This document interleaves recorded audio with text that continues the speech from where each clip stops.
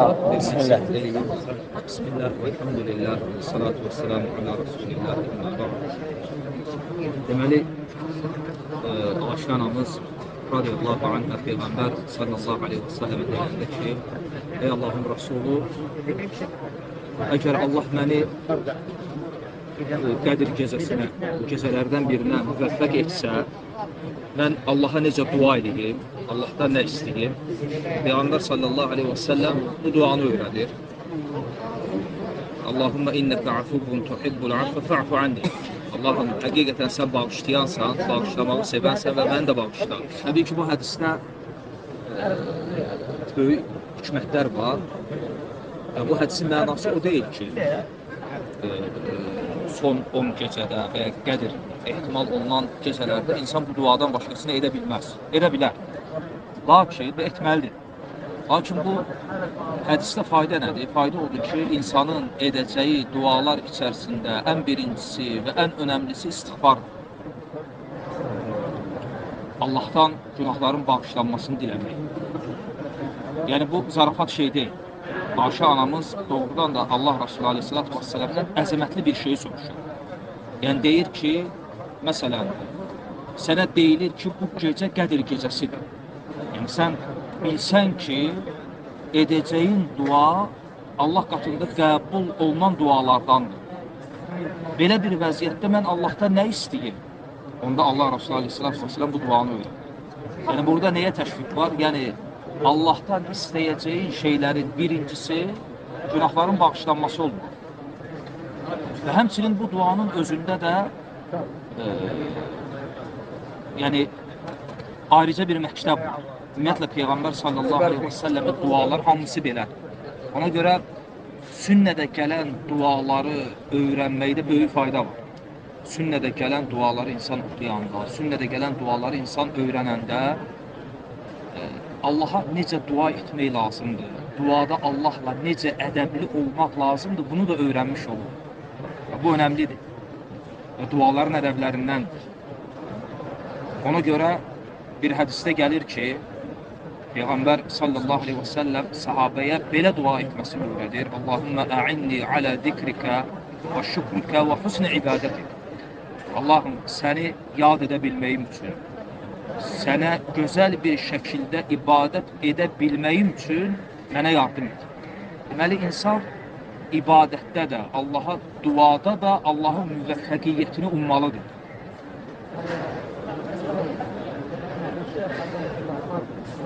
Gözəl duaya, gözəl zikrə, gözəl ibadətə müvəffəq edən də Allahdır. Ona görə sünnədə gələn duaları öyrənəndə insan həm də duada, ibadətdə Allahla necə ədəbli olmalıdır, bunu da öyrənmiş olur. Məsələn, adi bir misal. Səhər zikirlərində gəlir.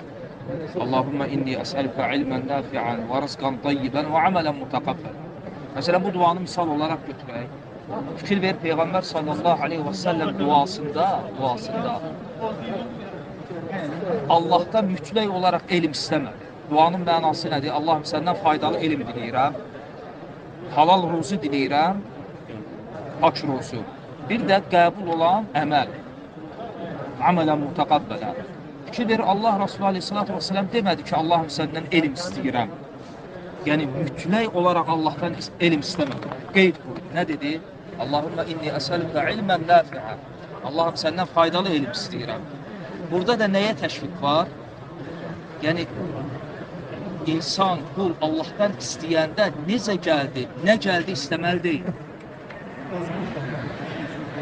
İstəyində ədəbli olmalı. Dua edərkən duanın fıkhını başa düşməlidir. Allah Resulü Aleyhisselatü Vesselam fikirlər qeyd qoyur. Deyir ki, Allahım, səndən faydalı elm istəyirəm. Faydalı elm nədir? O elm ki, öz səmərini, öz bəhərini əməldə göstərir. Təsəvvür et ki, bir insan elm sahibidir. Sahib olduğu elmi özünə fayda verməyir. Başqasına nə verəcək? Bu faydalı elm deyil. Ona görə sələflər deyərdilər ki, ilmul mümin fi ameli və ilmul münafiq fi lisani. Münafiqin elmi dilindədir. Müminin elmi isə əməlində. İlmun nafi' budur, faydalı elm. O elm ki, öz bəhərini, öz səmərini əməldə göstərir. Ona görə fikir ver, Peyğəmbər sallallahu əleyhi və səlləm demədi ki, Allahım səndən elm istəyirəm, çoxlu elm. Dedi, faydalı elm. Haqq olsun, qəbul olan əməl. Çoxlu əməl demədi.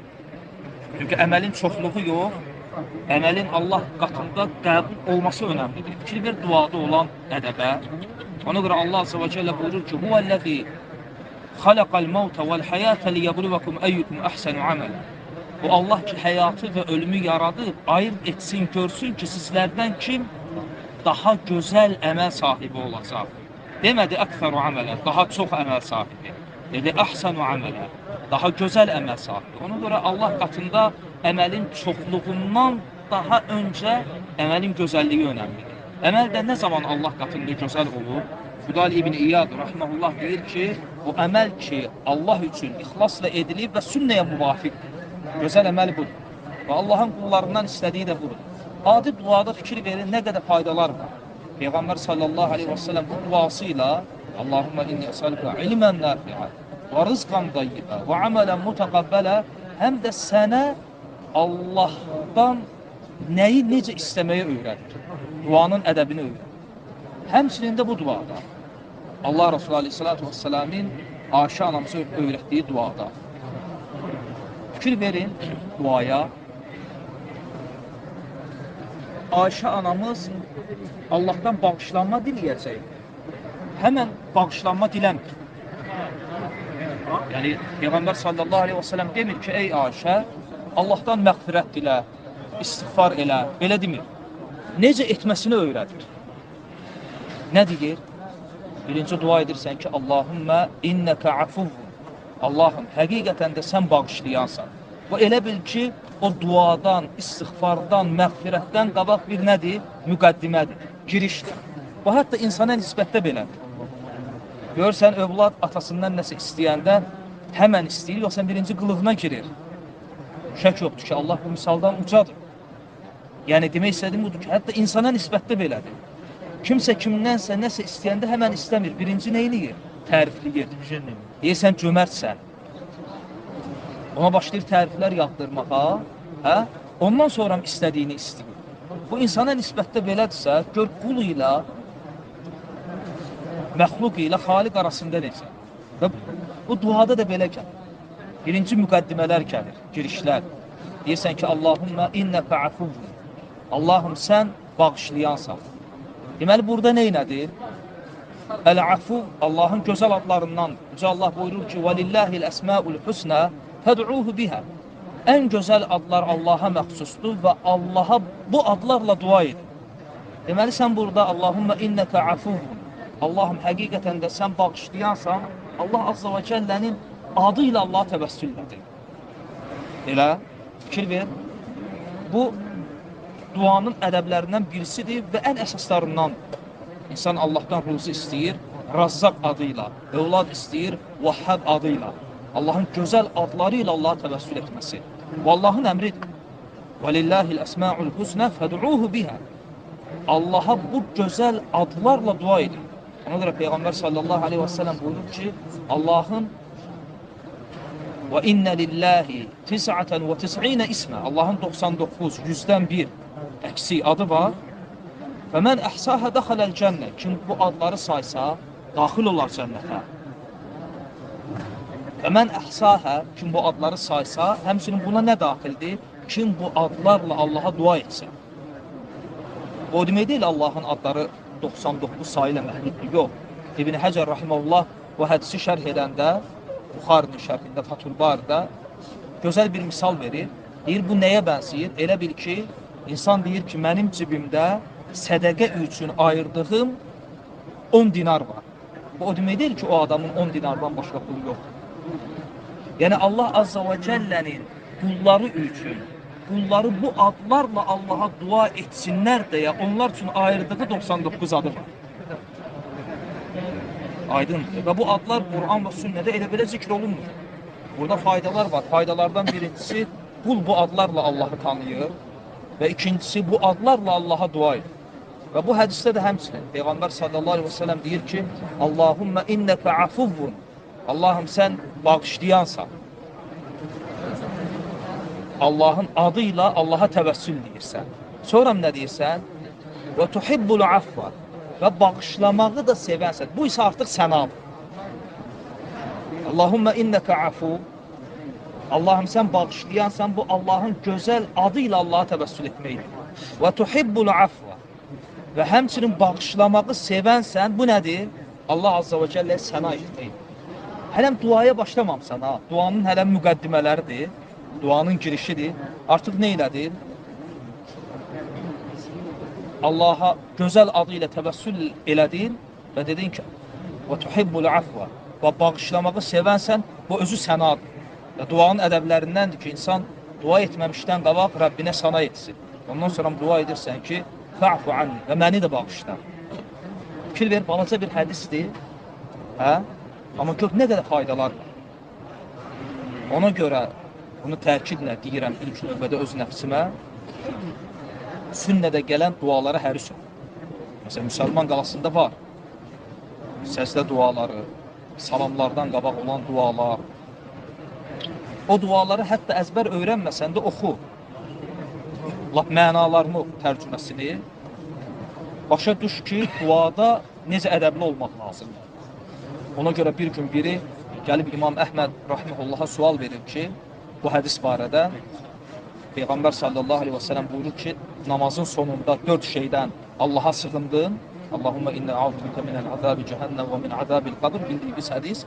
Ondan sonra istədiyin duanı seç, yəni istədiyin duanı et.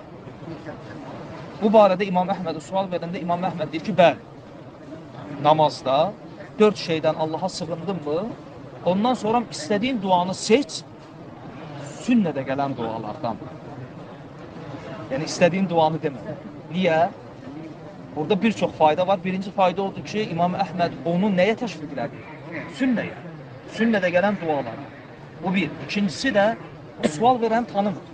Bilmir kimdir. Çünki bəzən ola bilər ki, insan namazda elə formada dua edə bilər ki, Allah qorusun, hətta namazın batıl olmasına səbəb ola bilər. İnsan namazda, səzdədə, namazda məsələn dua edir ki, Allahdan maşın istəyir, ev istəyir, dünya. Bu namazı batil edə bilər. Ona görə ehtiyat baxımından görsən, alimlərə sual verəndə ki, namazda insan öz dilində istədiyi duanı edə bilər. Çox vaxt deyirlər ki, elə, amma nafilələrdə. Niyə? Niyə onu deyir? Çünki o bilmir səndə dua barədə, duanın fıkhı barədə bilgi nə səviyyədədir. Sual verən tanımır. O desə ki, get, istədiyin duanı istədiyin namazda elə, gedərsən fərzdə, nə gəldi eləyərsən duanın ədəbinə uyğun olmayan, hə? Və namazın batıl olan. O ehtiyatı götürüb deyirlər ki, çalış fərzdə eləmə. Amma əsl budur ki, fərzdə də olar. Əsli budur. Yəni, dua ədəbinə uyğun olsa, hətta öz dilində insan fərzdə də edə bilər. Ona görə İmam Əhməd rahimehullah deyir ki, bəli, istədiyin duanı seç, lakin sünnədə gələn. Burada da həmçinin sünnədə gələn dualara və o duaları öyrənməyə təşviq. Dua edirəm ki, Allah Azza və Cəllə bizə istifadə götürən qullarından etsin. Barakallahu fikum.